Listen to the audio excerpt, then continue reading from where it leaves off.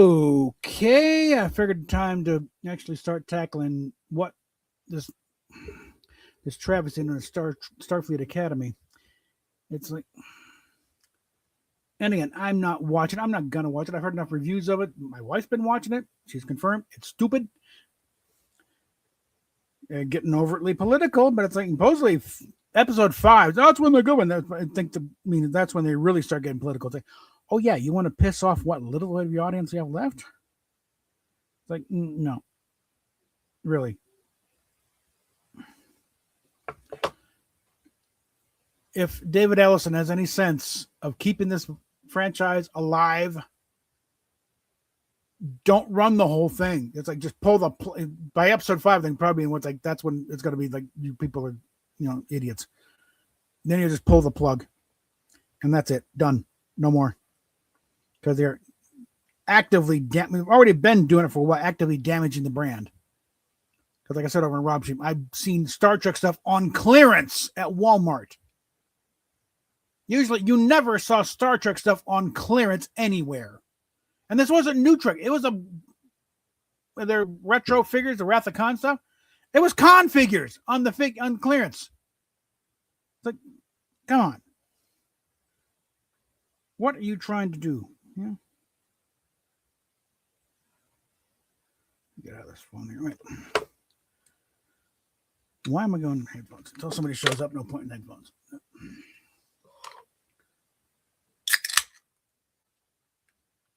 But, by all accounts, before anyone shows up here, it's like, Alex Kurtzman is like stage 4 TDS sufferer. He's all in for the. It's got to be. He'll run this thing in the dirt just to get a dig in at Trump and MAGA.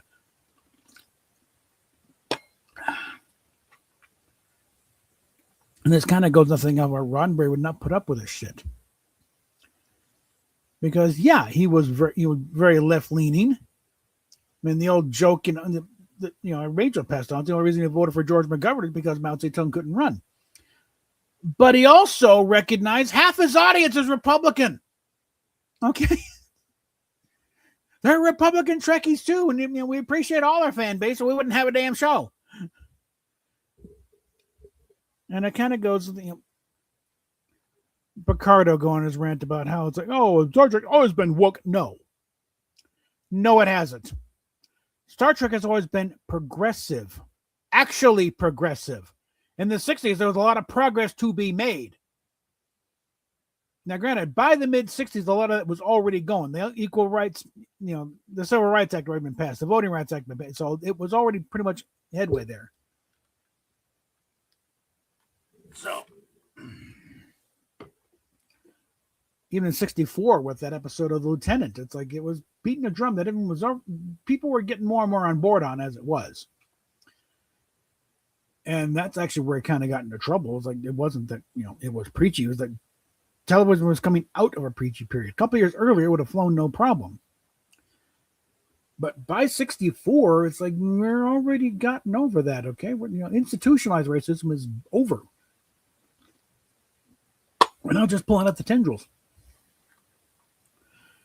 And at that time, the big thing was the Marines didn't want to admit that they were one of the tendrils. But by 66, 67, it's like, yeah, it was, it was still remarkable to have, like Whoopi Goldberg as a kid said, Mom, there's a black lady on TV and she ain't no maid.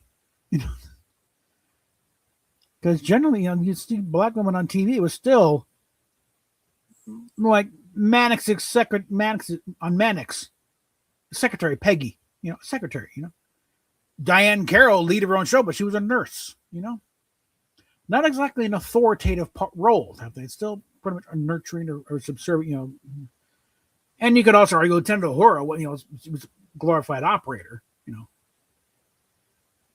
But still, she was on the bridge. One day, I think it was Balance of Terror. Maybe she took over the navigation station at one point. So she's very capable as part of the command staff. Now Cheryl Nichols kind of overblew this about fourth in command. No one ever said she was fourth in command. Okay. Now, apparently, there was a bit. Cat's Paw originally was supposed to be Uhura was in command of the ship, but they nuked that one. They dragged LaSalle back out of obscurity. But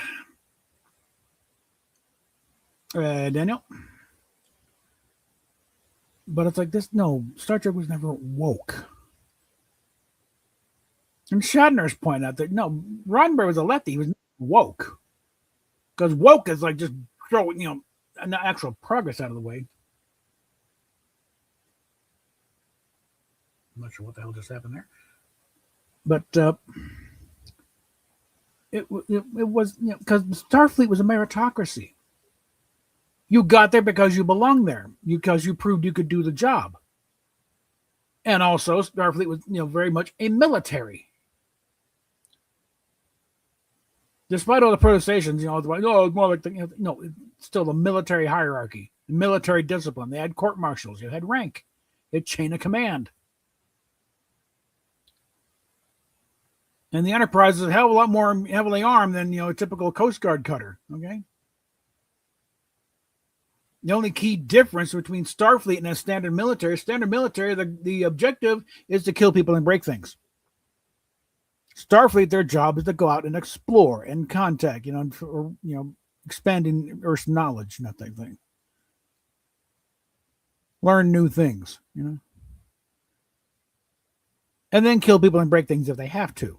But it's not the primary goal, more of a hobby. But now it's like, no. Because actually it's like, but remember a debate about, diversity and column in the letter section, the Starlog, way back when, like late 70s, early 80s, something with them about, using diversity to justify putting up with certain people. Like, diversity is good, but, you don't put up with certain things the same reason, a nice, well-neighborhood neighborhood is not going to put up with the mafia setting up shop. That, the modern term now is like suicidal empathy. That's where we're at now. We're putting up cause of empathy with people who actively despise and want to kill us and wipe us out. Like you need to draw a line. It's like, I think Justice Scalia said the Bill of Rights and the Constitution is not a suicide pact. That's the point. You got to draw a line here. But getting back to the Star Trek, it's like they're just checking boxes.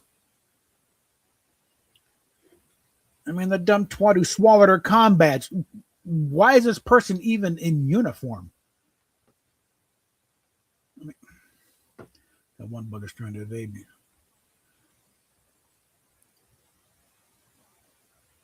It's like you say, I think it's swallowed my comm badge already. This was expected.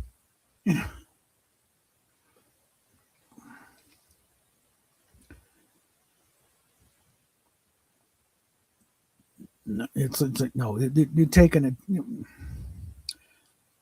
Let's just say they've taken it too far. Okay. Because, Uhura was not on that bridge because she was black. Okay. I mean, on a certain level, they was making a point by having her there.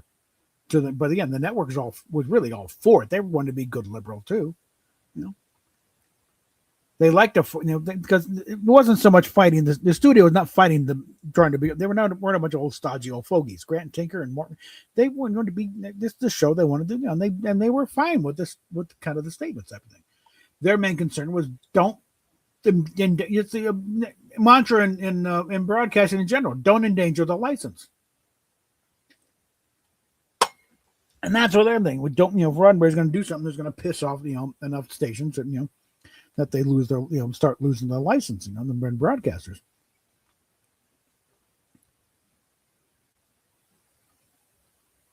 And it's like the whole thing about, objection with Major Barrett playing them. No, their objection wasn't with the character, number one. Their objection was that Roddenberry cast his girlfriend in the part.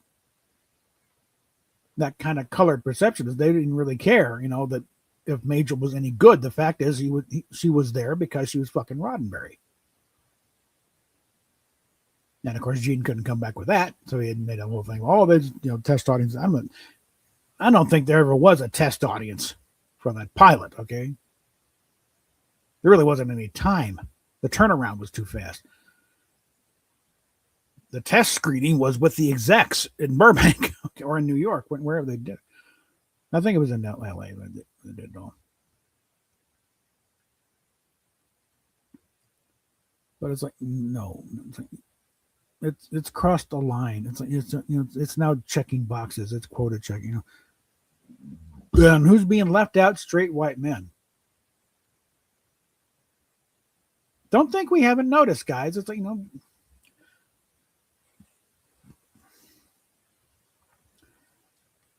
no straight white male characters. Pike was the only one who got away with it because he couldn't do anything to him. You had to keep him around, and put him in a position of authority. Although they weakened that with what captain cooks for his crew all the damn time, and those quarters were gargantuan.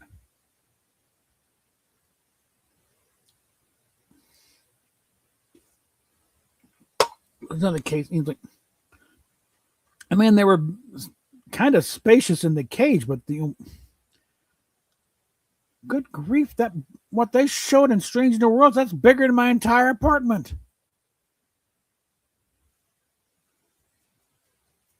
Hell, I've been in houses. I lived in houses that weren't that big. I kind of figured about the fact that this is supposed to be a spaceship. Room is limited, which also comes in about why all these big gaping holes in the halls. Like, that's valuable real estate that should be filled up. It's just clear these people don't know what the hell they're doing. And I think one of the things that typifies it is these two, apparently, because the black and white, people from, girls from Sharon. And just putting aside the fact that this race is supposed to be extinct, they wiped each other out back during the original series, and there were only 2 characters left, and they were both male. But also the hair. Beale and Loki both had brown hair. The half black, half white hair, that's from the Mego action figure. They're not even researching the show. They're pulling from the merchandise. And not going any deeper than saying the Betazoids, they're empaths. No, the Betazoids are telepaths. Deanna was an empath because she was half Betazoid and a human father, so it diluted a point where she can limited the really strong emotions, unless she was really connected to someone like she with Will Riker. Her should be a full telepath. People are idiots. It's like when they decided to, have an enemy, lizard race. Gorn! No, that's not the Gorn. The Gorn are nothing like that. Don't care. So one go that defend, Strange New World. No, Strange New World is only slightly better Discovery. It's still crap. Not going to start praising crap just because it's better than what is other crap. They're both crap.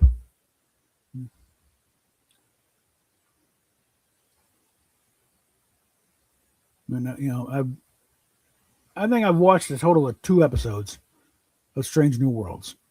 The first one, I don't call them pilots because a pilot is a very specific term. The pilot is to sell a show to a broadcaster, a network. If the show's already pre-sold, it's not a pilot. It's a first episode. It's only selling the audience on the thing. It'll say, hey, come back and watch more. But it's not a pilot. That's why Star Trek has not really had any pilots since the original series. The Cage and Where No Man's Gone Before, the only pilots Star Trek has ever had. Everything else has just been the first episode because the show's already been sold. You're not selling the network anything, or the stations. It's already sold. They're going to run it.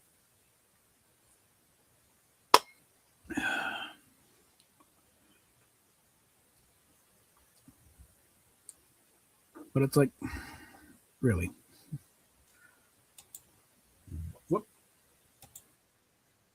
Okay. Howdy do. There. I Mhm. I hate having to yell about these things. I really do. Oh, well, here we can yell to our heart's content. Well, But yeah, it's like it's they, just I just keep seeing the same mistakes made over and over and over and it's over like they're and not over. doing any reason. Like they're barely looking at memory alpha for this shit. It's Just that those two Sharon, it's apparently two girls, one half black, half white, and they're on opposite sides. Like, one, are we going to see a race war? Those two sides hate each other. But also, it's like the races went extinct during the third season with the two guys, and the fact that they both had brown hair. they'll come up with an overly simplistic explanation. Oh, well, dude, we don't know how old they were. There. No, this was not really a spacefaring race, okay? Not that much. But it's like they had brown hair. The half black, half white hair, that's from the Mego action figure. It's not from the show. And that's the only reason why, because it was easier to just do it that way. It's not easier. It's more complicated. They got to do half black, half white. Just put them brown hair on them. They got brown wigs everywhere. Or if they got brown hair already, hey. Well, I'm talking about the toy, just the mold, the plastic. Well, yeah, that's why the toy did it. Just mold it in one color plastic, paint the other half the other side. There we go. But the toys are not exactly known, especially the mid 70s Mego action figures, not really known for accuracy. Okay. The Kirk figure didn't really look like Bill Shatner. Scotty, not much like Jimmy Doohan. McCoy kind of looked like D. Kelly, and Spock looked enough like Leonard Nimoy that he sued. Okay. So it was part of his lawsuit. Otherwise, it's like blue phaser communicators. I mean, they're fine for the mid 70s, but. Well, it's been how long? I'm like, and I always keep saying we only keep getting more of this bad Star Trek. Yeah, and that's why I get the thing about no, it's better than no. No, it's not better than no Star Trek, because with no Star Trek we make our own. There's some sets in Sandusky, Ohio, in the mall, waiting to be used. I think they're probably all up by now. That's where the Star Trek Continue sets are now. What was that? That Robert April movie they did? Somebody did a fan film. I forget whose sets they used. I think it may have actually been Star Trek Ajax in Oklahoma. But I did a watch party on that one. So yeah, there we go. They built their own an 11-foot Enterprise model. First Frontier. Yeah. Saw the trailer. The trailer looked really good. It was pretty good, actually. Corbin Burnson playing April's dad. I could go for that.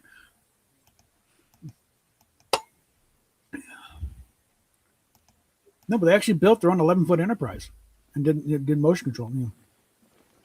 Son, see, people find a way. Yeah. One thing they did, they made the sensor disc even bigger. But it's just getting to we're just like I said, I'm not going to name names. And say, oh well, you're a dumbass for thinking this isn't Star Trek. They say whatever Star Trek is, what they say it is. I'm like, it's not that easy. No, it's not that simple. No. It may be officially produced product, but no, it's officially produced product. You can't rewrite canon. Canon was set at the end of Enterprise, and I guess Nemesis kind of stuck with that. But beyond that, you're either compliant with canon or you're non-canon. Like I said, the idea that we don't support or we won't get any new Star Trek, good. Yeah, if this is what they're going to put out, fuck him. Pull the plug and say, let it ride fallow for a year or so while they get everything else geared up. But it's like. Now, is there any truth to that David Ellison rumor that they're gonna pull the plug on Kurtzman? The word is, well, the numbers are already coming back that they're not good. So there's kind of a being brought to the principal's office meeting coming up. There is a deal on the table. It's kind of a take it or leave it type thing. For Kurtzman? For Kurtzman, they have to offer something. Oh, okay. It's a shitty deal where it's like you're high if you take it, but it's like they have to offer something. And it's one of the, $1. it's kind of like that kind of thing, or it's like it's not exclusive to Star Trek. It's like, yeah, we'll give you a first look type of thing, but we're going to start doing Star Trek ourselves. We're bringing it back in house, starting with that movie. Okay, well, maybe this is the opportunity they need to right the ship. It's kind of, but I'm thinking it's like, it's pretty sure this is the last hurrah. I mean, they greenlit that second season before the regime changes, and it's only 20 episodes total anyway. Yeah, they do. They typically do 20 episode order, but they split it into 2 seasons. Yeah, it's a bookkeeping thing, so they can justify the cost. Well, one comment, I figured whose comment was like, this looks like a shopping mall, not a school. It looks like it looks like they shot in a damn shopping mall. Oh yeah, there's a Starbucks over there. There's Orange Julius. Give me Spencer's around the corner, And double latte frappuccino. Mm-hmm. Yeah, the cafeteria, food court. Get some mall pizza. Mm-hmm. Oh, a Sbarro. Okay, yeah. I kind of like mall pizza. Yeah. It's not great, but it's under certain circumstances it hits a spot. It's a little step up from getting it on the street. Yeah. Pretzels, the big soft pretzels. Yeah. But it's like. But this just makes me feel tired, though. I mean, really, again, I gotta get angry about Star Trek again. I can't like this. That's why I don't even watch it. It's like, no, not even. Well, I'll let my wife watch it. She'll, like, yeah, I was stupid. I'll take one for the team then. I'll watch the reviews, but there's a few guys like they'll go through the whole thing. But he's like, yeah, that was dumb. That's dumb. That sounds stupid. Az just went off. It's like, oh god, a race of telepaths using sign language. They just needed deaf representation, hard of hearing, which is. And they did it much better on and the thing season is, 1 of TNG. And she's got a little, empathic inhibitor. No, Deanna was an empath. Betazoids are full telepaths. Okay, it's like, for God's sake, did you read further down into the Memory Alpha passage? They talk about Betazoids in general. They did a much better representation of deaf people on the first season of TNG. That guy had that Loud as a Whisper. Yeah. Or no, that's not it. That was something. That was the thing with Regila. With the one actor and his chorus. Chorus, yes. That was actually a deaf actor. He really wasn't. Data. Find what language he's using and learn it. Mm-hmm. Yeah. But even he wasn't relying on sign language. He had a telepathic link with one other thing, and she would talk. Mm-hmm. She wasn't reading the sign language interpreting. She was, telepathically linked to the guy. Yeah. And they had another character. Mm-hmm. Well, it's somebody in the background in a wheelchair. I'm like, they would have found a way to help robotic legs or whatever. We've seen and this is 31st century. Just go back to 25th, and we saw them transfer Picard's whole essence into an android body. So it's like, you can get you a new body here. Just, but gotta get that disabled, check and quota check. There's a. And I'm kind of surprised they let the Betazoid girl show so much skin. She was dressed like Barbara Eden, really. Mm-hmm. I'm like, is this Star Trek or IG Magini? What's going on? Yeah. Usually, nowadays, you have to be covered from head to toe. Yeah, Az is just brutal. Let's go and dress like a whore.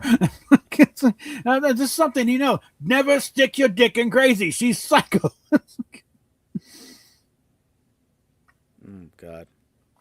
Yeah. So just the fact that Gary's stream with the Spock action figure drew more than twice as many viewers and better like the dislike ratio. It's pretty funny. Than the actual thing. And that was on Gutfeld. He called it out. And some guy did a thing. He got. It's pretty funny, actually. Mm-hmm. That's like I'm seeing commenting from Dana Lesh. Who did a comment about how bad this thing is. It's gone beyond just fans and genre press. It's getting to the mainstream press. How bad this thing is. It's okay to criticize it now. That's the thing. it's become acceptable to criticize it. Mm-hmm. And the fact that you have to go back to the burn, which nobody Yeah. remembers, Mm-hmm. and the burn was really And, just kind of fantastical to begin with. and it's best not to reference it. It was dumb. Yeah. Ugh. A little crying mushroom kid screamed out, and Well, it kind of, space is really big. yeah. So it every wouldn't ship everywhere blowing up at the same time. No. No, it goes the same thing when they're picking up these signals, little red signals from all over the galaxy. Okay, that's like how many thousands of light years away, and they're all showing up at the same time. I like what Red Letter Meter says. Pull something out of your ass and have it make sound reasonable to make sense. Subspace or something. I don't know. Yeah, they don't do that much. I don't know if you ever saw Prodigy, but there's certain I saw some of it.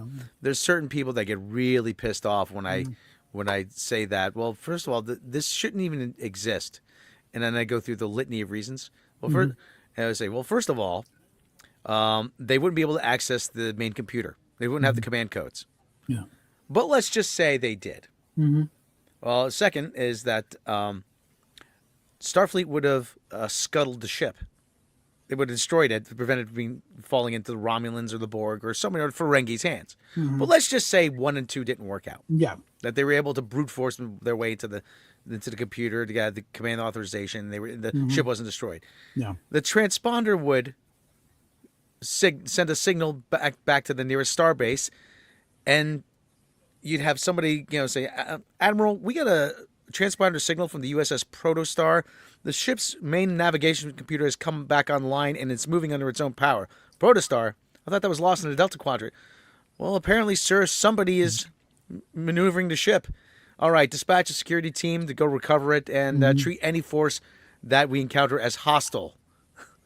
Well, I want to know who's behind this, and I want I want answers now. And that would be it. I'll let a lot of it go because it was a very well written show, and and when they finally got within Federation range, they did get in trouble. They were brought before. Okay. And Janeway herself was going after that ship, so they did address a lot of it. Okay, all right. And just the fact that it was way out in the Delta Quadrant too, that little delay there. And I think that Chakotay had a hand in sending it there because they were some kind of time loop. I watched the rest of it. I'd be more willing to let it slide than to know that they faced. And that's the other problem I have with this version of Star Trek is that there's no chain of command, there's no hierarchy, there's no respect for any sort of authority. Everybody gives an order. Everybody just kind of does their own thing. I'm trying to think. When I was sitting on that command chair on the Star Trek Continues, if I even dared to try and lounge around in that chair like Holly Hunter does that thing, I think the people, hey, what are you doing? Get your feet out of that chair, you barbarian. What the hell? There was one episode of Strange New Worlds. Uhura comes running onto the bridge yelling, fire photon torpedoes. And Pike just looks around like, okay, if you think it'll help. Just put aside the fact, what is Uhura even doing on that ship? It's the cadet command training program. I'm like, you have to make up some bullshit excuse for her. Why is she in command training program? She's in communications. When was it ever indicated that Uhura was, on a command track? One thing I said about there was that one episode of Strange New Worlds, and this actually got my blood boiling, was that Dr. Mbenga, a guy we saw at 2 episodes of the original series. Yeah, and the implication being that he was just new. He was new to the crew too.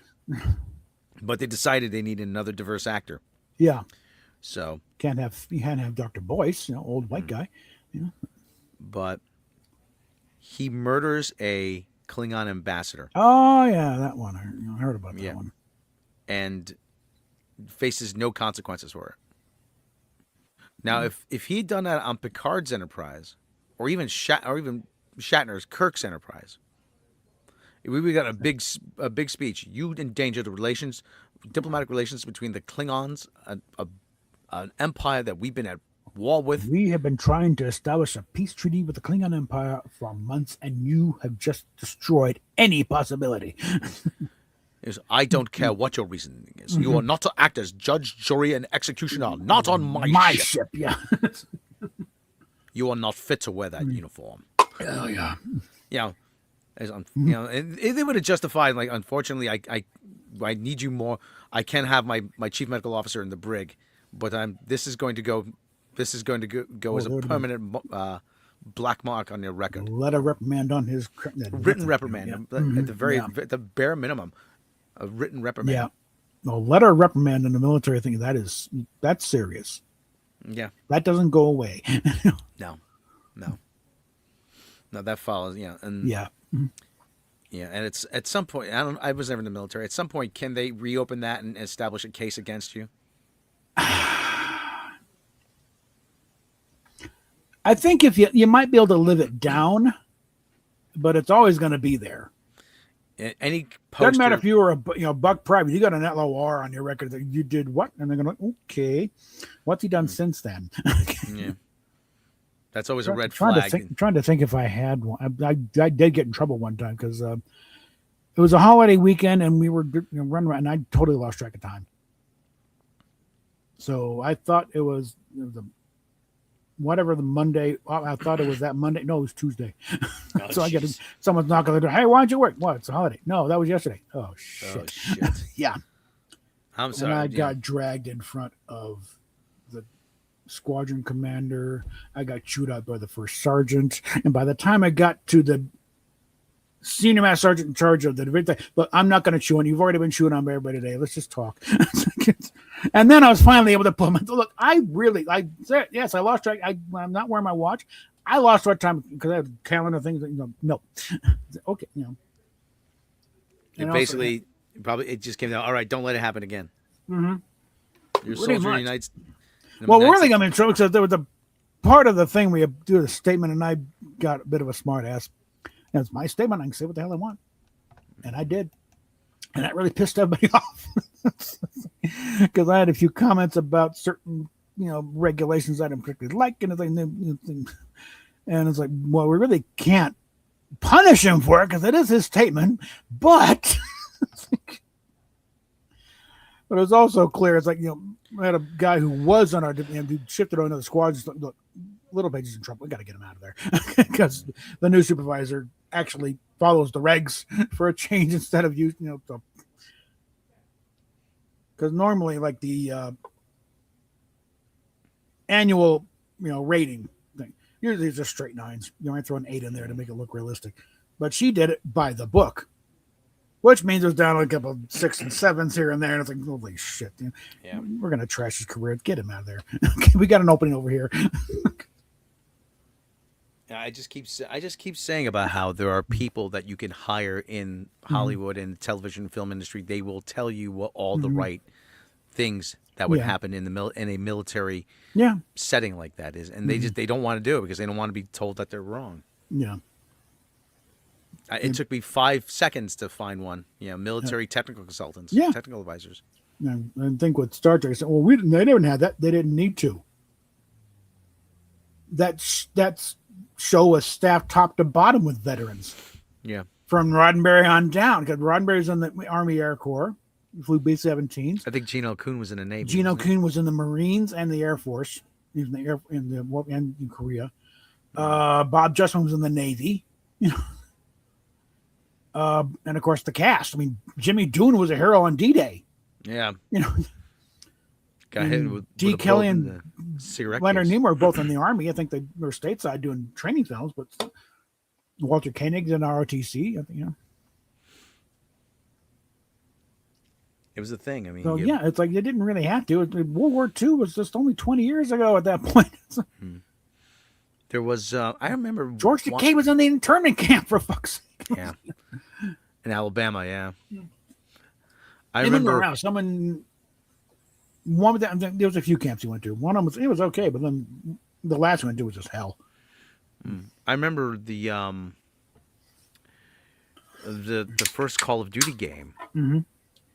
And this is back when there were still enough of those guys around that they actually had a World War II veteran say, yeah, okay, see the guy sitting on the tank? That wouldn't happen. They would be like this. and Yeah. they actually had World War II veterans come in and advise them. Yeah. I love that. You ever see that Barbasol commercial? There's a guy he's like, "Oh, hey, it's your granddad. I'm here fighting for your freedom in a little thing called the Second World War, and you're using that freedom, and you're using that freedom to insult celebrities on Twitter."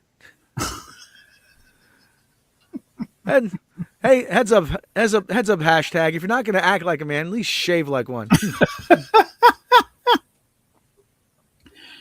No, It's actually a pretty inventive commercial. Yeah. They did another. They did a couple of them. They did another one where it's a guy's of minor league, the very, very minor leagues. Oh, hey, how's it going? He goes, I'm pitching both ends of a doubleheader, and that's after a breakfast of chipped beef and scotch. Oh, look, they're bringing in a reliever, me. Yeah, you get tired just watching a game. If you're not gonna play like a man, at least shave like one. Oh man. No, but they if the numbers are apparently episode 5, that's when it really gets good. I think that means that's when it really gets political. And that's when it's like, oh god. If they don't pull the plug on it by that point. Because I don't think they can, you get away with even airing it beyond a certain point. Well, that's the only thing that's really saving the current Star Trek is that it's not on television. Yeah. I mean, back in the day, we've talked about this. You had 22, 24 episodes over the course of 6 months. Yeah. Yeah, you had Christmas off. Yeah. But those guys were cranking them out. Like now they barely have 10 every 3 or 4 years. I mean, and it's also bullshit. In fact, they should do it. They should do it, Barnes. Do an AI with Shatner in his 30s. Hi, we're cranking out 28 episodes this season, and you're getting wiped out just by doing 10 with 10 times the budget we ever had. Shut up. Oh hey, this is we used to make 20. We made 30 episodes in one season. I mean, and you get tuckered out after 10. Yeah, we had to do a 2-parter just to save our asses midway. If you're not going to film television like a man, then you can at least shave like one. Oh, God. Oh, dear. Disney icon dead at 76. Who died? Oh. Let's see. Oh, boy. That doesn't sound good. Lion King director Roger Allers. Oh, okay. Well, never heard of him. It was an animator. Well, I got within the field, probably. I got some good news. Like I said, my New York Giants are hiring John Harbaugh as their coach. Mm-hmm. Finally. I don't know if you're a coach. I don't know if you're a big hockey fan, but the guy who's GM of the New York Rangers said, "Oh, good, let's take some attention off how bad my team is." He won. The guy who's GM of the New York Rangers. He won a Stanley Cup with the Colorado Avalanche in 2001. Okay. Oh, that would, Chris Drury is his name. Okay. But he came up through the ranks as he came up through the organization to ascend to GM. Yeah. And it's just been a gigantic shit show. Every place he's gone, he's criticized openly players in front of their teammates. He's made bad trades. That's never good. They won the President's Trophy, which is the best record in the league, and then they missed the playoffs the next year. I'm like, if this guy gets fired, he's never getting another GM job ever again. No. Especially since this is his first. Maybe you should have made him assistant GM, or maybe you should have made him something else first. Get him on the coaching staff first. Don't scout. Somebody knows like football. Superstar players generally make lousy coaches.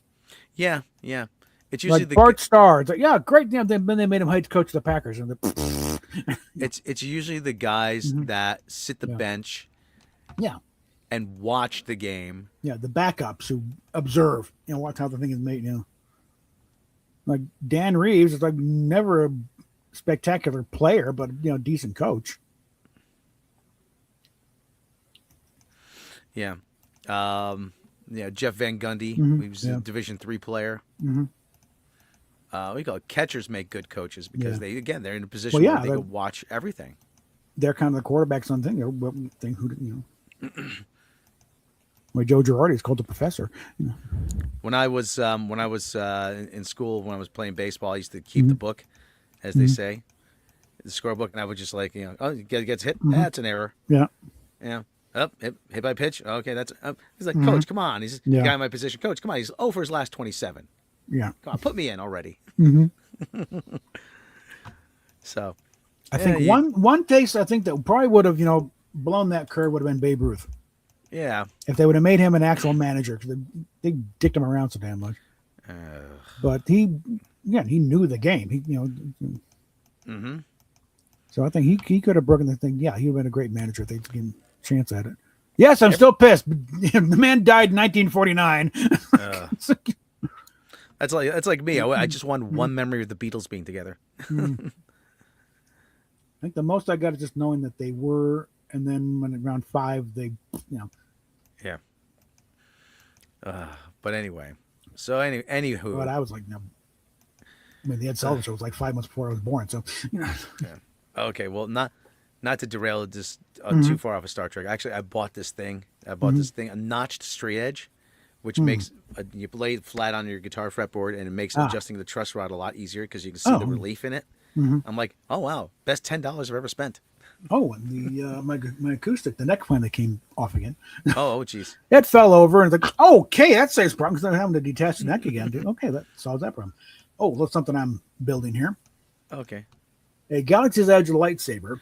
Oh, okay. Trying to do it for the cheap. Certainly a hell of a lot cheaper than going to Disneyland and going for that nonsense. But so for the chassis and the kyber crystal inside. That was the chassis came with shipping all told around $40-some. Oh, okay. And then the kyber crystal was another 12 or so, I think. And then I got all the pieces I need on the way, including the blade. I just pulled the trigger on. But I liked this emitter thing. We can get this up closer. Oh, wow.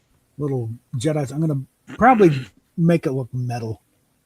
Because I really saw it look, oh, that's kind of like bone or something. That'd be freaky.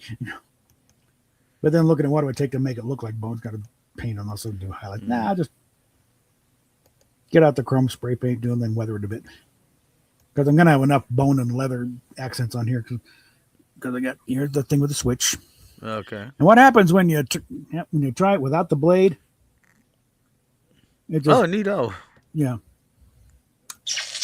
Yeah. And I got, the grip down here is going to look like wrapped in leather, and this one's going to up here, kind of another little more leather and bone stuff. And then the end cap is going to be from a because apparently when you're going through the workshop out at Galaxy's Edge, they got to kind of pick a discipline, and then you pick parts from that discipline. I'm picking parts from other disciplines. It's not all going to be, I think this is nature and balance thing with the wooden thing, but I'm also going to get the end cap from power and control, everything. I just give it like we got a hook and a thing, and then this one is probably some kind of other jet. I think it's really a custom. I don't think they actually have a piece like this in their selection. But it'll be not only be custom, but it'll be customized in a way they couldn't do at Disneyland, and all for a hell of a lot cheaper than going out to that poor excuse of a park now. Yeah, Disney. I haven't been to Disney. I went to Disneyland once when I was 18. That was it. I got the sunburn of my life and never went back. Yeah, I think total cost of this, I think, is maybe around the cost of just getting in the gate. A little over 100, 150 bucks, something, but it's like that's how much a ticket price. Never mind, you got to go. It's like $300 to go through the workshop and get a saber. No, originally Steph was giving me crap over getting this thing. Then I showed it to her. Okay, I want one. All right. She wants a purple crystal. Oh, jeez. And she wants as blinged out as you can. So okay. All right. Well, I hate to stream and run, but I gotta get going here. Yeah. All right. Well, thank you for affording me the opportunity. Thank you for showing up to my stream too. Oh, no problem. All right. I'll talk to you soon. Okay. Have fun there. All right. Say hi to Steph. All right. Rob says hi. All right. Okay. See you later. All right. Have fun. All right, bye. Okay. I'm still waiting for a response to see if the Knights of the Anime Table thing is going to happen. It's about 5:30 here, so it might still, but so far I'm not even an answer yet from anybody, not just Anime Night, but anybody. Are we doing a stream tonight? If not, I'll just go and do a Fortnite stream in a little bit. And obviously I'll be changing things a bit, but different opening and stuff. But again, we shall see. But yeah. Remember to David Ellison, if the numbers are really tanking and the backlash starts building, just pull the plug. Clearly nobody asked for this show. Nobody wants it, really. You're getting blowback from the White House. Stephen Miller and the Trump advisor, he's commenting on it. Okay, it's gone beyond just the fans and the genre press now. It's like Fox, Gutfeld on his show on Fox News called it out, and how Gary's Spock action figure stream beat out the actual episode. It's like, yeah, if this franchise is going to have a history beyond this, you need to pull the plug on this thing as soon as possible. That's it. We're not coming back until we know we get people to know what they're doing. Because surely that stupid contract does not require you to air this shit. Okay, you may be required to produce it, but the scheduling should be up to you and the people at Paramount Plus. So make it as part of the enticement of the DVD set. Okay, all the stuff you didn't see on Paramount Plus here. Put it on a Blu-ray set, call it a day. And then declare most everything from the Kurtzman era to be an alternate timeline. The only show that fits in its entirety in the mainline Star Trek timeline is Lower Decks. And even Prodigy slept up at the end. And I call it their, Game of Thrones season 8 moment when they had to plug into the synth uprising. That's the poison pill right there. So it's like it's time to start, cutting ties with this idiocy. I think that should be enough there. So I'll probably be on a little later, the Fortnite stream or Knights of the Anime Table, whichever happens first. Either way, we'll talk at you later.